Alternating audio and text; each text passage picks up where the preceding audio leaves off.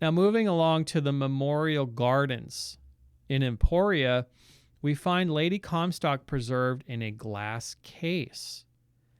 I couldn't help but think this was inspired from the various Catholic incorruptible saints, such as the famous Saint Bernadette in Lourdes, France. Just like Lady Comstock, or I should say like Lady Comstock, a symbol of purity, right? She's a symbol of purity.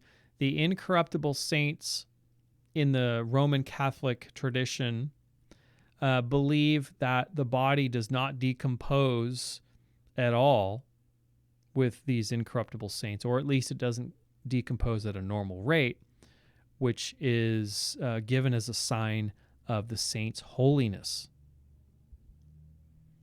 This is Saint Bernadette of Lourdes, born in 1844, and they have her just kind of here in a glass case, and I think she's been in this glass case since about 1925. They actually exhumed her. From the story, I understand they exhumed her at some point, and they found that she had not decomposed. This is their story. And beginning at the age of 14, Saint Bernadette had a series of holy visions. And in the most well-known of these visions, Bernadette was told to drink of the water from the spring in the grotto. Only there really wasn't any spring to speak of at that time. She dug through the dirt and mud with her hands and spread it on her face. The local town folk were puzzled and considered this girl to be a little loco. The next day, a clear spring flowed from the ground where she dug from, and the water from this spring since then has said to have healed all sorts of ailments for those who drank from it. Today, Lourdes, France has been a massive pilgrimage site for millions of people. So I couldn't help but think of Saint Bernadette when I saw Lady Comstock in the glass case. That influence really kind of jumped out at me.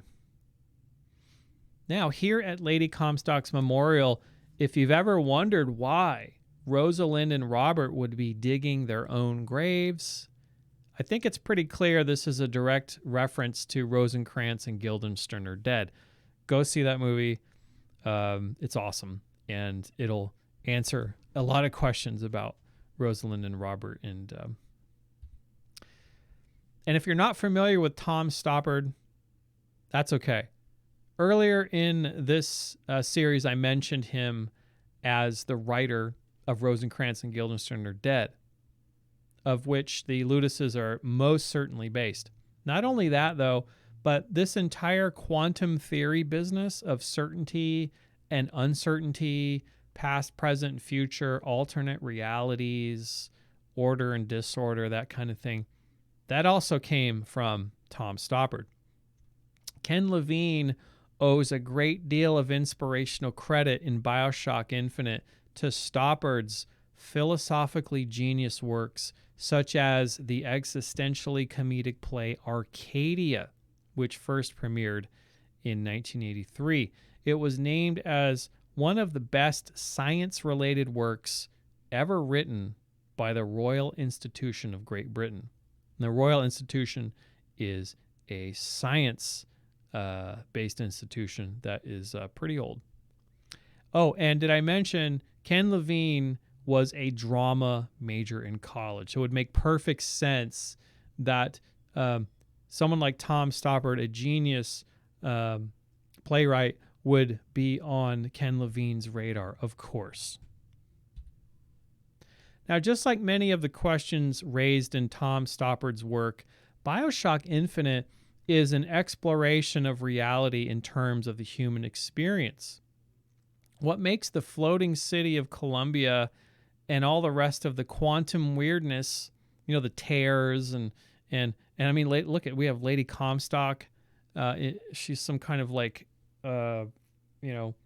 ghost character. That always struck me as kind of weird. But hey, it's a Bioshock game, and it's great. So there's all this weirdness going on, right? You have this floating city, these tears, Lady Comstock's flying around as a ghost. bringing up rising corpses from the grave, and then they're attacking you, and there's all this stuff going on. So it doesn't make all this quantum weirdness, right? It you would think Bioshock Infinite would be like, it would seem far-fetched and silly. Objectively, if you think about it, it would seem kind of weird. But it's really the complexity of the characters involved, along with the fact that in a very real sense, we ourselves, we live in a strange world of possibilities as well. Not quite strange where we have like floating cities and that kind of thing, but the real focus of the game is really all about possibilities, right? This whole concept of a million doors. And so we can forgive some of these weird things, because really the story is very believable because it's so character driven, right? And these characters are so compelling, and they are there's a lot. Now when I get to the archetypes section towards the end of this, at the very end of this, we're going to look at some of these character archetypes, and I think this is even more so than the first Bioshock. I think the characters drive the story along quite well, and that's what makes us believe in everything that's going on, even though on its face it's kind of preposterous to have all of this tearing and time travel and all this stuff happening. But again, it comes back to the characters. So at this stage in the game, Booker and Elizabeth are about to enter Comstock House. Notice at the foundation of Comstock House, we have what appears to be like a creepy sort of Mount Rushmore thing going on with Washington, Jefferson, and Franklin again. As I alluded to earlier, this visual element implies that Comstock fancies himself as sort of like a spiritual successor, carrying on the legacy of these three men. I always thought that this looked like super creepy. This looked like not quite sure what to make of it, but again, it's forgivable. It's Bioshock. As the game moves closer to the ending, Bioshock Infinite really begins to ramp up this idea of every manner of possibility starting to emerge, or possibly disparate realities sort of converging in certain ways. After all, Elizabeth later reveals to Booker that she can see all of these doors or alternate realities all at the same time. And here we have Elizabeth with the sword instead of Comstock, which again only represents just one possibility among an infinite multiverse of possibilities. One thing I should also state is that you may have learned this in college if you took a class in classical art or architecture or that kind of thing, where there's this idea of balance and proportion in Greek architecture, especially where they were obsessed with balance and proportion, where you would see structures that would have a balance and they would be proportioned in a certain way. And here is a good example of that balance and proportion. We can see Elizabeth here in the center, and we see these little kiosk type of, not sure what to call these, but these are like little memorials, and they have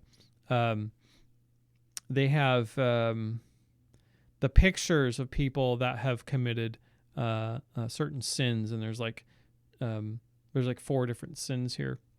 But the idea is that this is we have a certain balancing here, where we have 2 on each side, and we have Lady Comstock in the middle, and these are balancing each other out. So you have this like kind of balance and proportion thing happening. And this is something that kind of goes without saying, and I think people learn this intuitively. But whenever I see something that's really out of balance or asymmetrical, whenever you see that kind of thing, it's probably not a good reaction. You probably see and go, oh, that doesn't, something about it doesn't look right. And that's why there's this recognition. It's kind of comes into the golden mean, for example. If you learned about the golden mean in school, there's this idea that there are proportions that are, there's a scale and a proportion and a balance that is just intuitively appealing. And so they do a really good job in Bioshock of doing that. We have like the three heads of Franklin, Washington, and Jefferson kind of in proportion as well. And they do that throughout the game. And that's just something that kind of goes without saying in most structures that we see, but it's something worth mentioning.